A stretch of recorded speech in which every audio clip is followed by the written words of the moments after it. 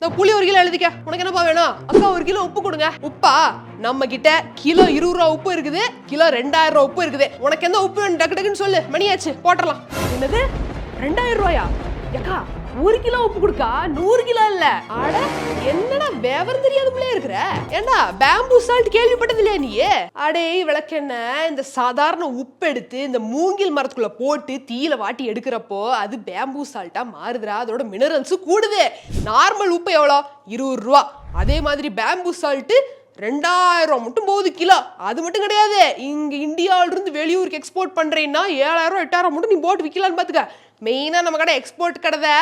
சரி, இங்க இருக்கிற 4 ஜனத்துக்கு கொடுத்து நல்லது பண்ணுவேன்னு பார்த்து நீ என்னடா பேம்பூ சால்ட்னா என்னன்னு கேட்டுட்டு இருக்கிறிய?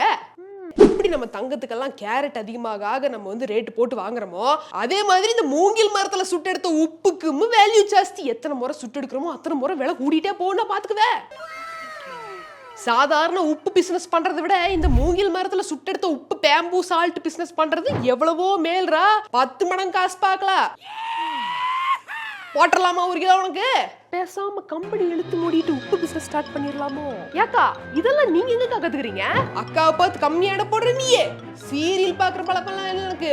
நாங்கெல்லாம் சீரியல் பாக்குற நேரத்துல நம்ம ஃப்ரீடம் ஆப்பை டவுன்லோட் பண்ணி ஏகப்பட்ட பிசினஸ் ஐடியா கத்துக்கிட்டு இந்த மாதிரி நல்ல வியாபாரம் பண்ணிட்டு திரியறா. நீ போன நோண்டாம 4 விஷயத்தை கத்துக்கிற வழியை பாரு.